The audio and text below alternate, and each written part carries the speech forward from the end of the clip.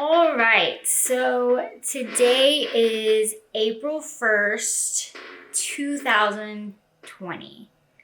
And I know the world is so crazy right now because of this coronavirus and everyone's on quarantine and just everyone's life is like feels like it's at a stop.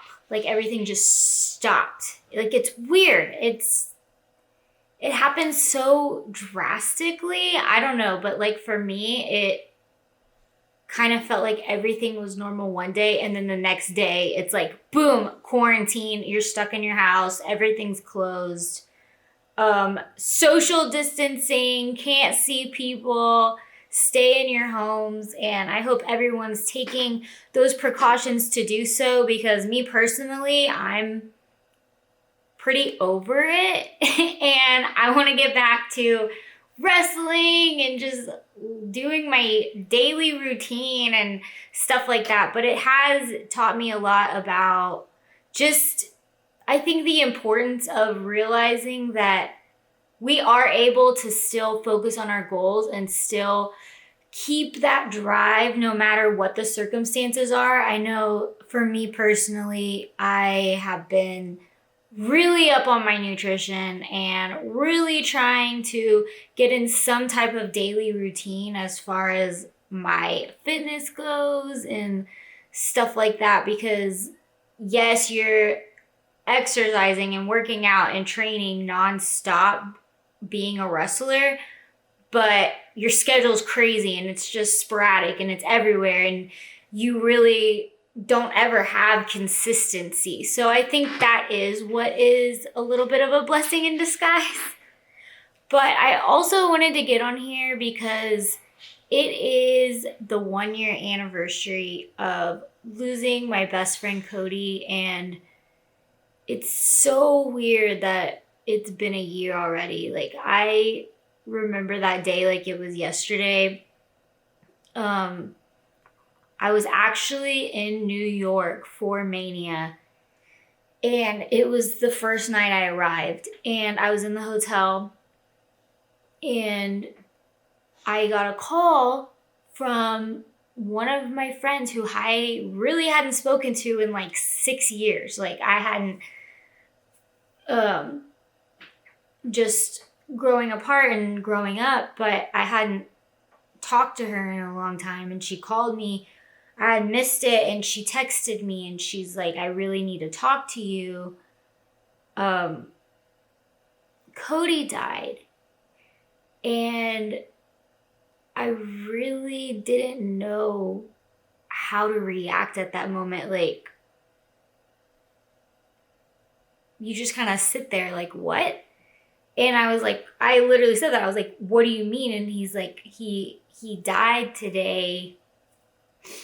I just wanted to let you know and talk to you because things are going all over the internet and this and that, and I don't want to catch you off guard. I know you're out of town. And I mean, no matter what, you're going to get caught off guard in a situation like that. I remember I walked out of the hotel room and I was just standing in the hallway and just not even really knowing what to do. I just like kneeled down on the floor and started crying because I just felt so overwhelmed. Like I was like, this isn't happening. Like that's what I was crying. I was like, please, like this is a lie. Please, please, please no. This is not the way it's supposed to happen. And I started at that point getting on the internet and like checking his Facebook and like checking his messages and being just extra aware of Trish trying to find something that said like, this isn't true, this isn't happening.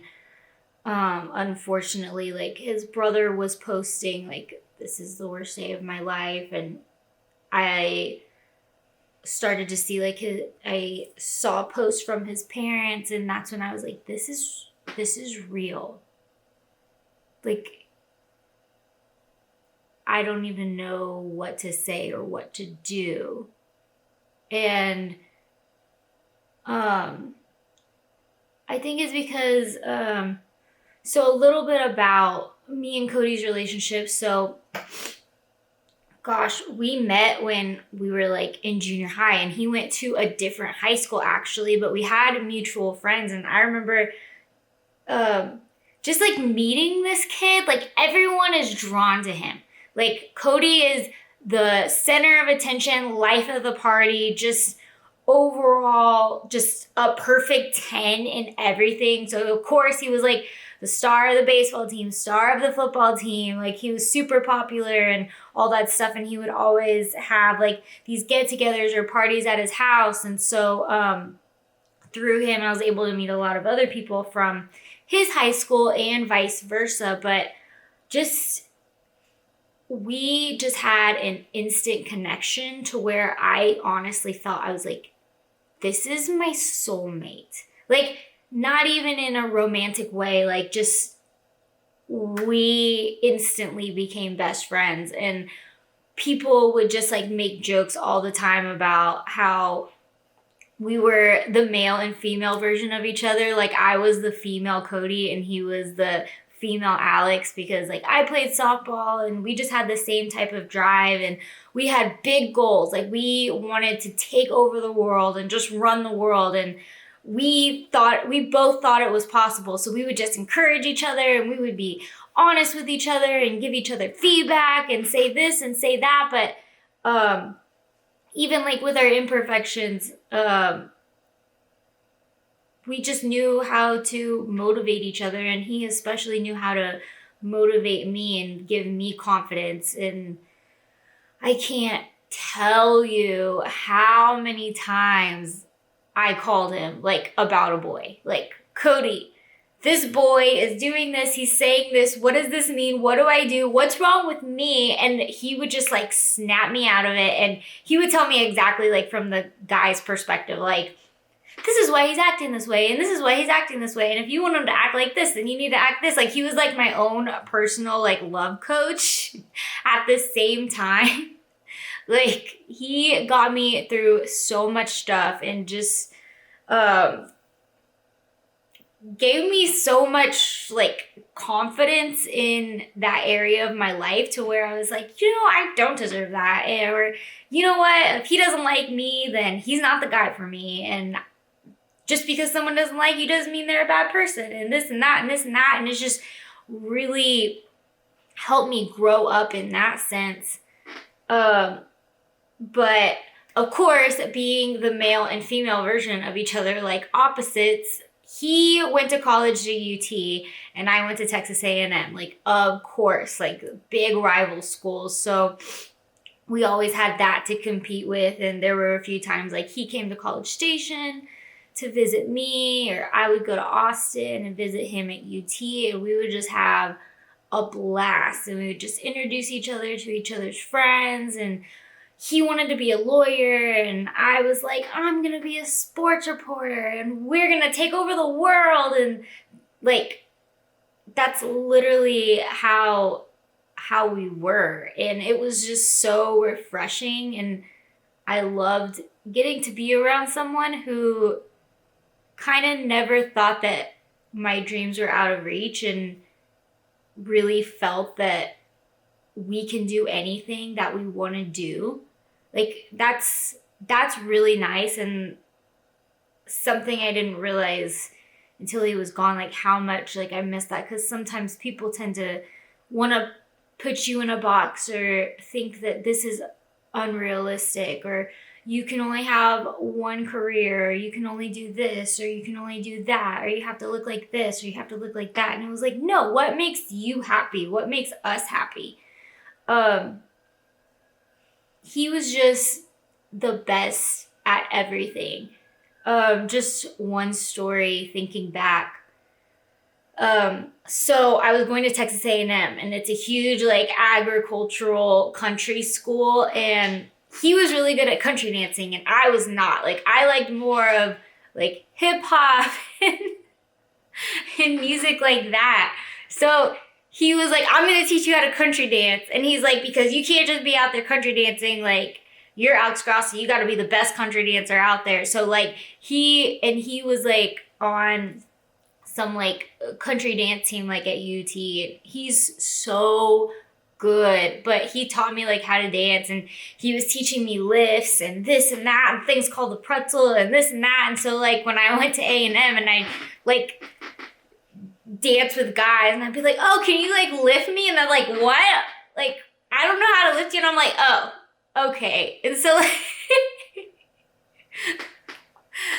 so the guys who dance really good wanted to dance with me because I knew how to do like some of the more advanced moves, even though I wasn't that advanced. But it's just so funny because he was always the one putting me in those situations of like, you're gonna stand out. Like, you gotta stand out. You gotta be that person. You're that it person. Like, we gotta help you get there. So you're that it person. And just funny things like that. So eventually we graduated college, and I think that's when both of us were really starting to get the repercussions of I'm starting to lose myself a little bit. Like, he was still on track with, I want to be a lawyer. I'm going to law school. No ifs, ands, or buts. Like, I'm doing this. I'm doing that.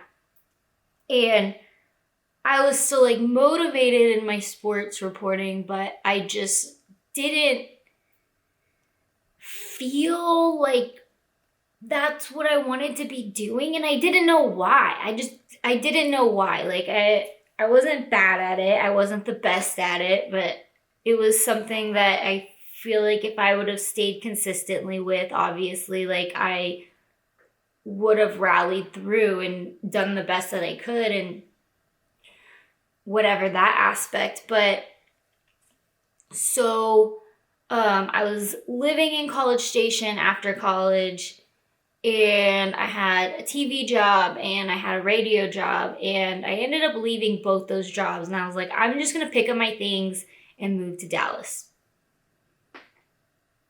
I had some friends from college in Dallas, and I was like, I'm just going to start over. Like, forget this, forget that. I'm going to start over. So I went to Dallas, and I think that's when I really started to like lose my way in a little bit, because I didn't have anything that I was really like motivated or passionate about.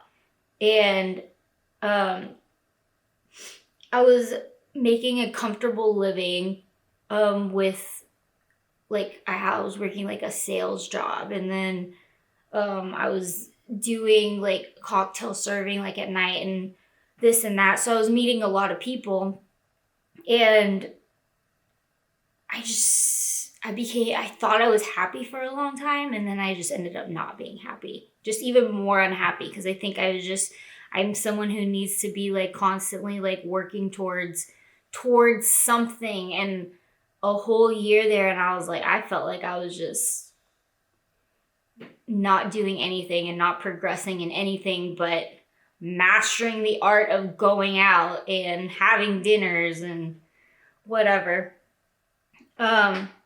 So I eventually moved back home just to start over, figure things out again. And he was actually living at home because his, the school he was going at to get his law degree was in San Antonio. And we were like, oh my gosh, yes. But we're like, what are we doing? We're not supposed to end up at our parents' house. Like, we're supposed to have a good job by now and whatever. But we just accepted it for what it was. And again, I got like a temporary job where, okay, I was making money, but I wasn't doing anything that I was passionate about. And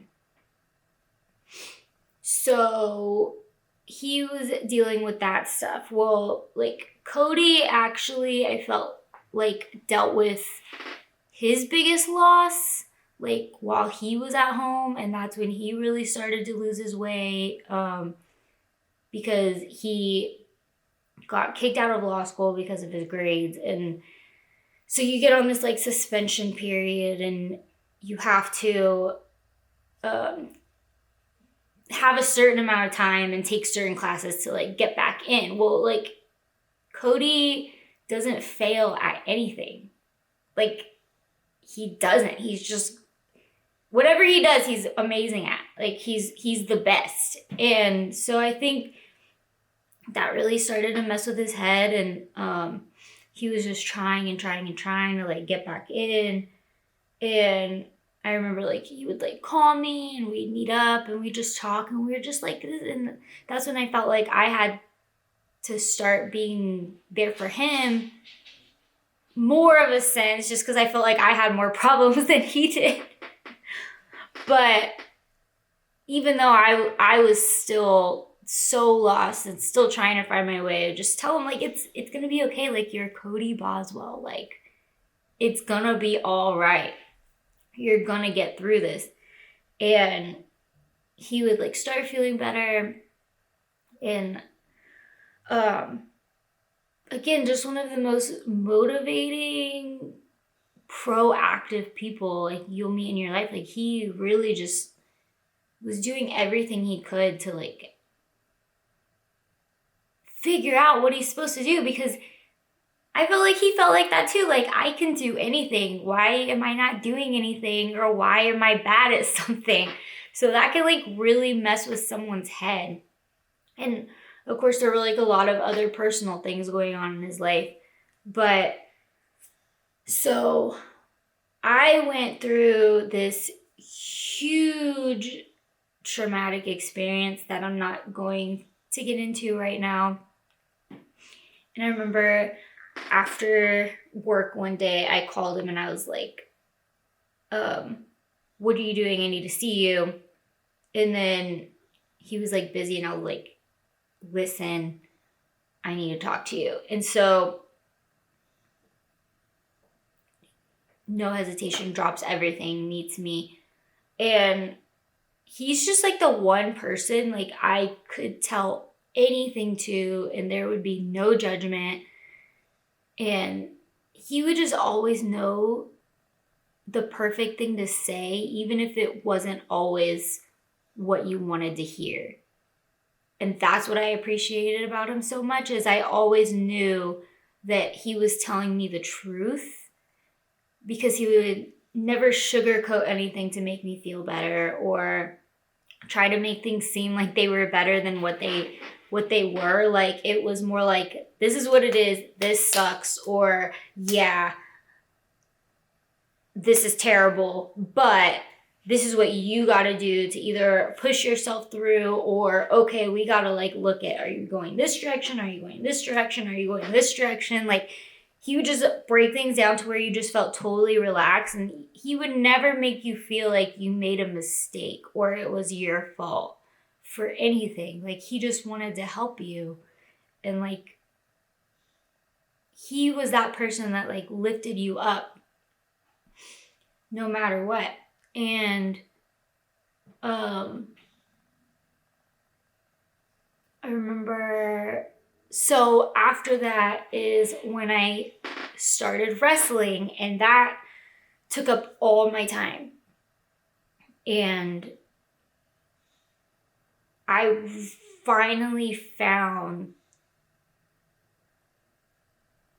something that changed my world, and something I was truly passionate about. And I was just on cloud 9 with everything. And I loved wrestling so much. I still love wrestling so much.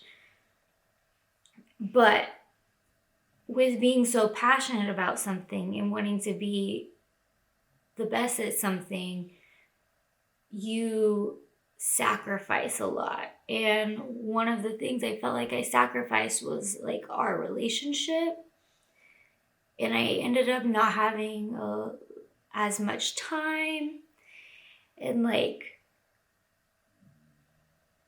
I just always like think back because like sometimes he'd call me and like I would always either be out of town or I was training or doing something. Sorry.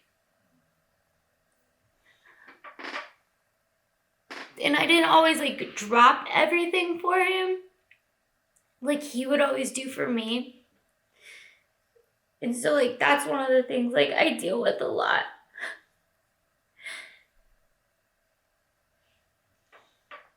So I remember, sorry, one of our last really long conversations, like on the phone. I was driving to Houston because I was making like back and forth trips to come and train at Reality of Wrestling. And so like he would stay on the phone with me so I didn't like fall asleep or just keep me company. And we were just like talking and like he was just like, Alex, like I'm as much as like I preach like confidence in this and that, like can have like a lot of insecurities, and there are a lot of things that trigger like my insecurities, and like he would just make me feel like I was like the best thing in the world and like the most like beautiful person in the world. Like I don't even know. And he would just say, he's like, you have got to freaking like get it together and realize that you're gonna change the world someday. He's like, you're somebody who's meant to be shared with everybody. Like you can't be like this because people need you.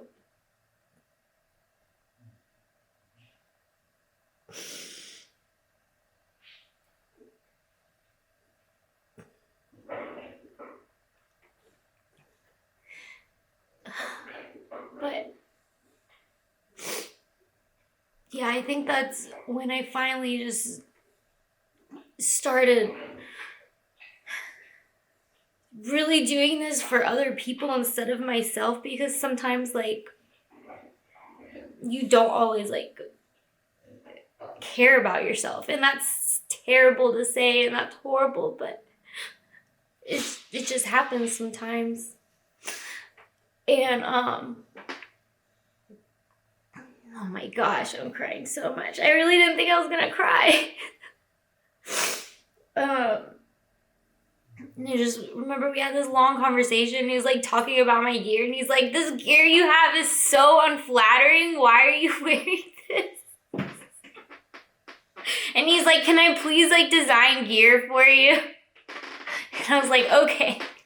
And so a little bit after that, I think, is when he was really starting to like struggle again, and I was getting ready to leave for Japan to go to Stardom. And I remember him calling me like, hey, what are you doing? Like just happy. And I was like, oh, I'm packing right now. And he's like, oh, I have a gift for you. It's a Christmas gift, blah, blah, blah, blah, blah. Can you come over and get it? And like I remember telling him like, I'm leaving tomorrow, like for Japan, or I'm leaving to go out of town, and then like heading to Japan like right after that. Like I don't know if I have time to get it. And he's like, oh, like that's fine, like I get it. And I was just so like caught up in everything I had to get done. And so I ended up going to Japan. 2 of the best months of my life. I loved it.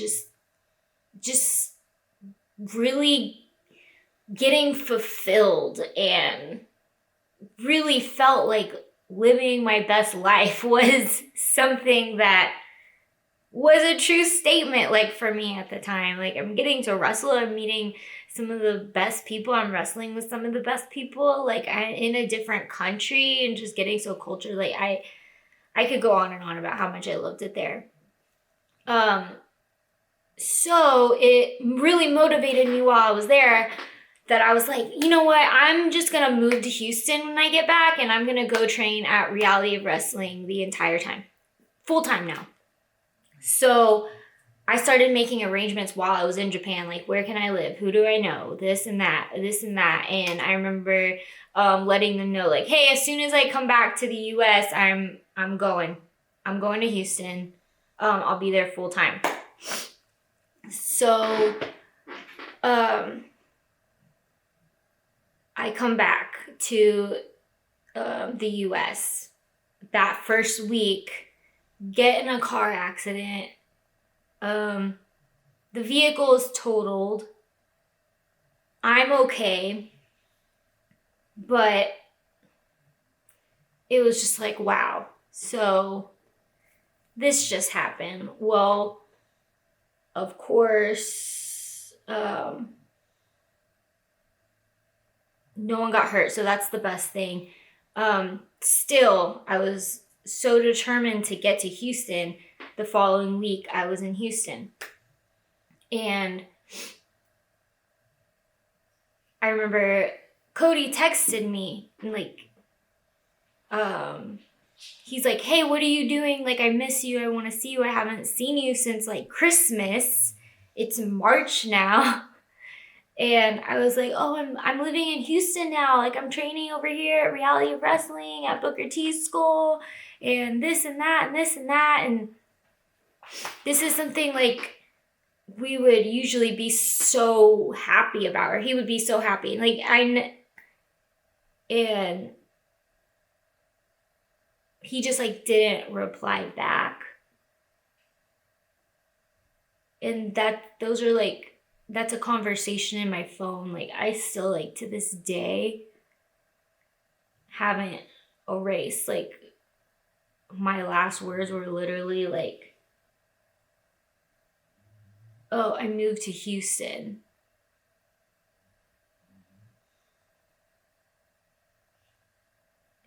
And life just moves so fast that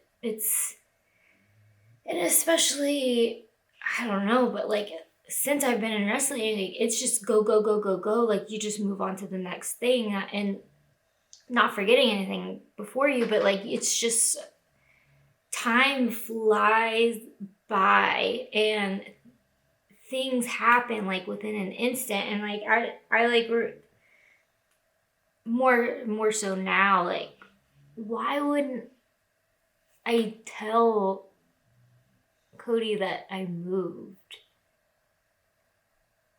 And like, I did miss him and I did want to see him so bad. But you're just constantly on to your next thing. And that's what happened. And so like,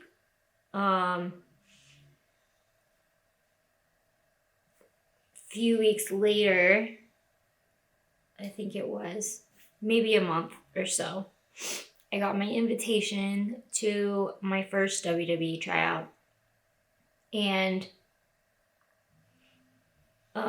that week or so, I might be like a week or so off, but went to New York and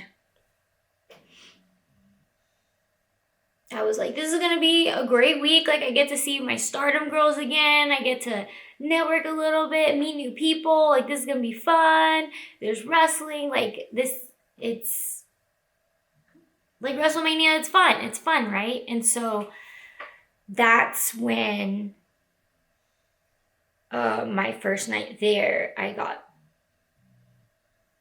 told that Cody had passed away. And that's when, like, I just lost it because I just started thinking about like everything that I could have done that I didn't do. And so after I was like told and all that, I remember I got out of my pajamas, put on workout gear, and just went down to their little like fitness center in the gym and just started doing burpees. So there I am in the fitness center just doing burpees like a mad woman, and that's all I knew what to do at the time. I had no answer for anything or how to react except to do burpees. I don't know. So I went to the room, and I mean, I knew how, like,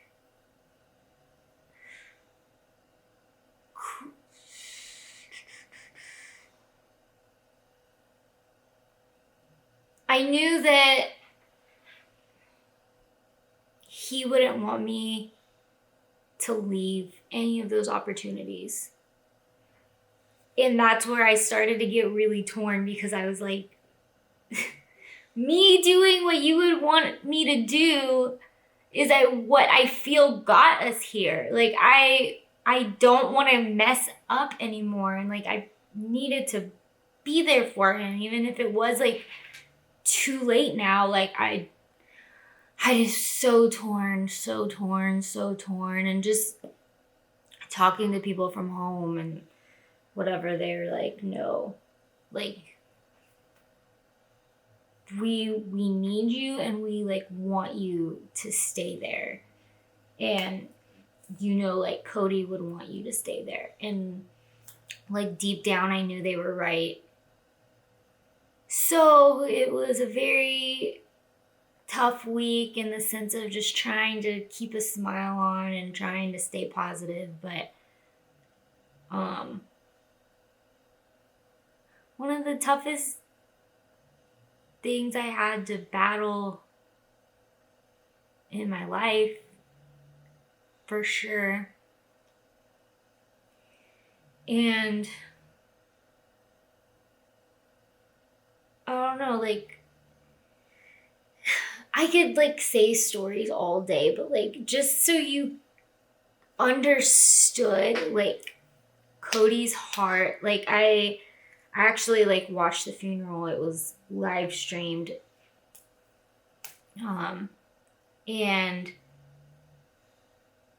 I remember, so his mom said this story about Cody wanted to go to Harvard, right? Because Cody wanted to be a lawyer, and he wanted to go to Harvard, and he convinced his mom to go try out for the football team to be like a kicker punter. So his mom took him over there, and he tried out for the team, and there was this guy from Great Britain, and he lost all of his luggage on the flight. And he was there at the tryout and didn't have any shoes. And she said that she remembers all the guys were saying, whatever you do, do not give this guy your shoes. Whatever you do not lend him your shoes. Do not lend him your shoes. And it's like, why? And they're like, because he's really good. And Cody immediately stood up, went and introduced himself to the kid, and gave him his shoes. And his mom said that like the other guy's mom like came to her and gave her like a huge hug and was thanking them, and she was like, no, like, that's just my son, that's Cody.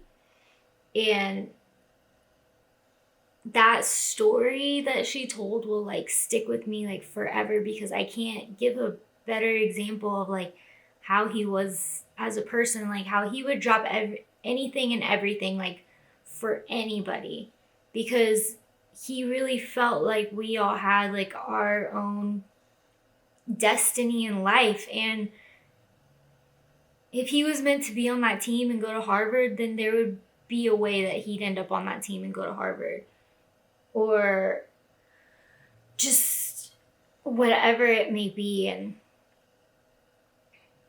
every failure wasn't a failure for him. It was just leading him to a new direction. And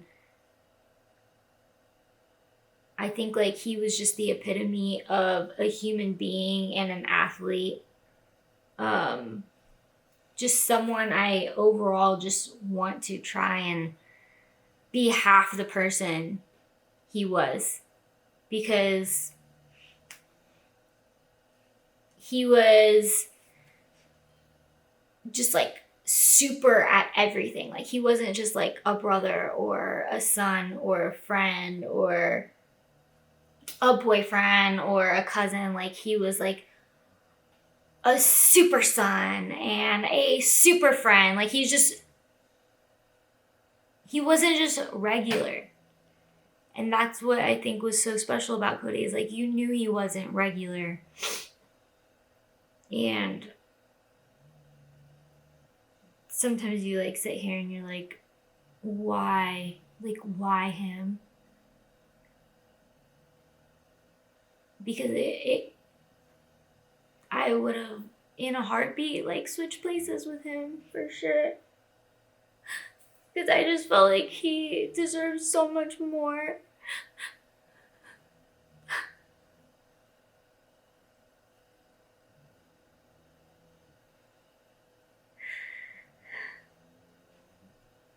I just think he's like a way better person, a way better athlete, and just, I'm not saying like I'm a bad person or I'm a bad athlete. I'm sorry. But like,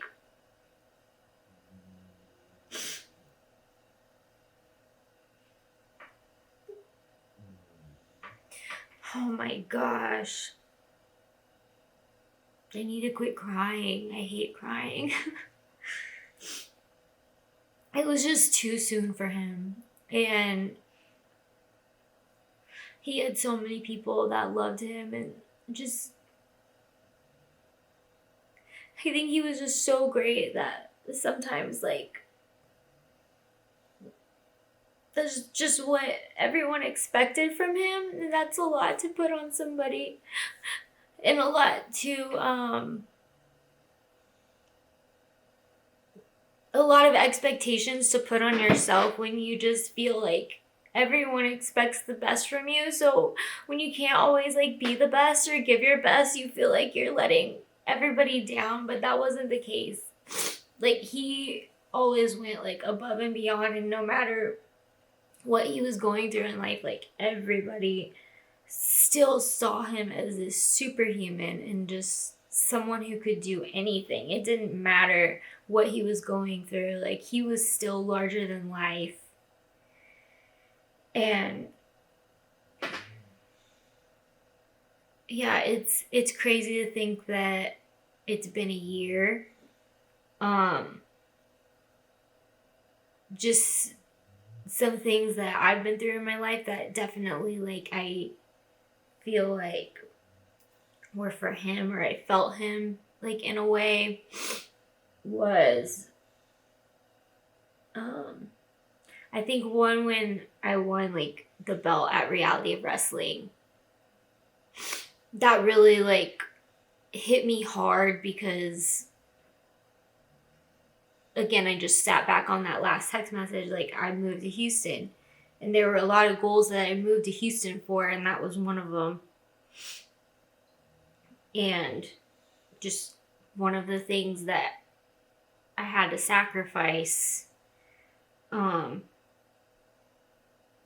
That also, so when I won my Reality of Wrestling Diamond of the Year award recently, I tried to talk about Cody, and again, I didn't think I was gonna cry, and then I started crying, and then I couldn't get through it, and so then I just started rambling, and like, I don't even know what I was saying during that speech. Like, I even like brought out my phone because I was like, I need notes, and I was like, I don't even have notes.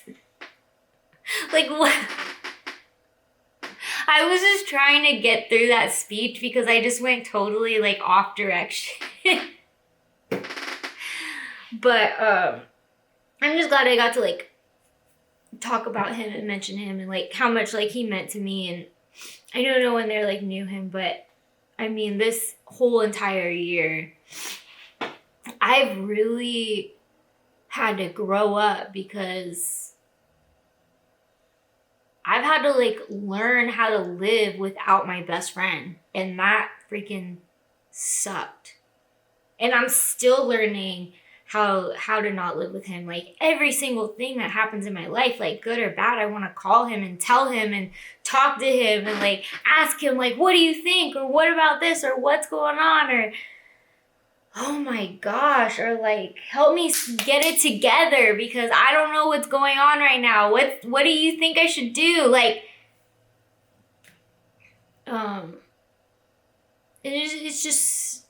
I miss like having like those celebrations with him or having like those cries. I think he's like one of my only friends I've actually like cried in front of, and here I am crying in front of all of y'all. But I really don't like to cry in front of people. I would prefer to be happy. Just some things get me, you know? But back to what I was originally talking about, and that is just really focus on what matters to you and how you can keep motivated and stay consistent, because we are going through some weird thing in the world right now. Like, I don't think a lot of people know how to deal with this because this is not something that you learn in school. Like, it's not like a fire drill that you learn, okay, what do I do when there's fire? Like, there's a virus that took over the world and now we're in quarantine. Like, this is real life. Like, it's a little bit scary and but you just gotta smile and just be hopeful for the future. Take things day by day, one thing at a time. Like, if you can, and have the privilege to like spend time with your family, like especially if you have a job where